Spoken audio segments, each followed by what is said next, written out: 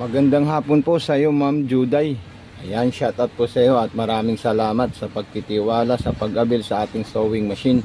Anyway, ito po yung pa-freebies natin, Ma'am. 2 pack na karayom, 2 sinulid at bobbing winder. Unang-una po, Ma'am, ito po, Ma'am, yung foot pedal ng ating sewing machine at dito po natin siya isasaksak sa ating transformer mismo po, Ma'am. Okay? So, ito po siya, Ma'am. Isasaksak na muna natin dito. Ayan. Tapos, ito naman saksakan natin dito para sa ating unit po, Ma'am. Ayan. So, ganyan lang po siya, Ma'am. Tapos, mayroon po tayong on and off dito, Ma'am. Okay? So, iyon ko po siya. Tapos, maglalagay po tayo ng sinulid sa itaas. Papunta na po sa mismong unit natin. Ayan. Mayroon po tayong lagayan ng sinulid dito, Ma'am, sa itaas. Ayan. Okay, so tatanggalin ko po yan para makita nyo po, Ma'am Juday. Unang-una, ito po siya, Ma'am. Tatanggalin po natin yan para makuha natin. Ito po siya, Ma'am, yung sinulid natin at saka yung lock. Itataas natin. Tapos, ilalak natin yan. Ayan. Pagkatapos, hawakan natin ng 2 kamay. Ito po yung 2 kamay ko. Ayan po siya. Step 1. Ayan. Ang gumagalaw lang po yung kaliwang kamay ko. Step 2. Step 3, pataas na po siya. Ayan, step 4.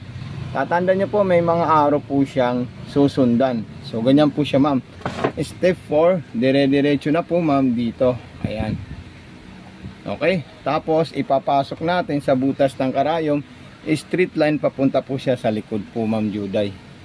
So, ayan po siya, Ma'am. Ipapasok ko na po siya, Ma'am. Ayan.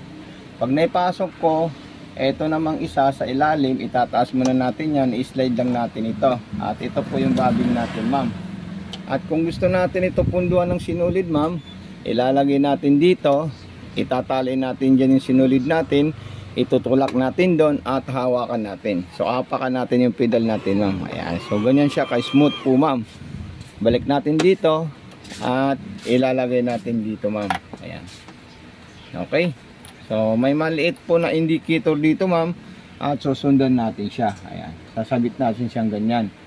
So, ayan po, Ma'am, yung tama at proper ng paglalagay ng sinulid sa bobbing sa ilalim. Tapos, hawakan natin ito, ikutin natin ito para makain niya yung sinulid sa ilalim. So, ayun po silang 2 po, Ma'am. Ayan, pwede nyo po yan i-zoom. Tapos, igaganito ko lang po siya. So, ayun, 2 po silang lumabas po, Ma'am Juday. Tapos, ipapasok natin dyan.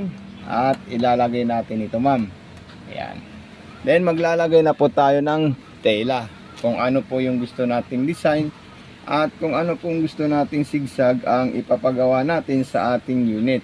Let I say, ang gusto ko pong design is straight line. Kasi yun lang po yung gusto ko. So ito po siya, Ma'am. Ayan. So yung distansya po ay number 3. So pwede ko po siya gawing mas masinsin. Pwede ko siya ilagay sa number 2. Ayan. Okay, so pwede ko rin po siya ilagay sa number 4 kung gugustuhin ko po, Ma'am Juday. Ayan. So napakaganda at napaka-perfect po ang takbo ng ating unit. Then kung gusto naman nating ibang design, so ikutin natin ito. Ayan.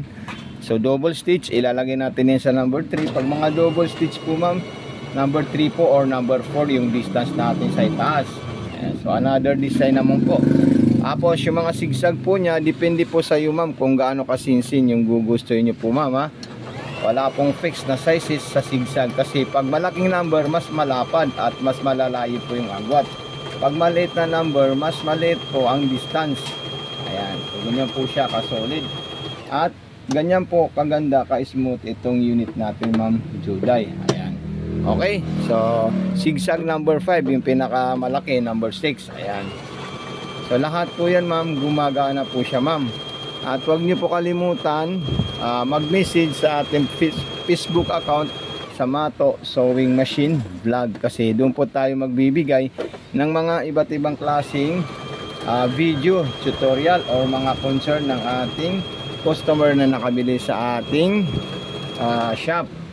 So ito na po siya, Ma'am. So maraming salamat sa iyo, Ma'am Juday, sa pagtitiwala sa ating shop. Anyway, ako po ito sa pusong nagpapasalamat sa iyo at kung may mga concern po kayo at saka kailangan, i-PM nyo lang po kami, Ma'am. So ito na po siya, Ma'am Juday. Thank you so much. God bless and more power po, Ma'am. Ayan, kompleto na po siya ma'am. Wala na po kayong bibilhin na iba. Pati po yung pedal, isasama at yung transformer po niya, ma'am Juday. So ayan po siya.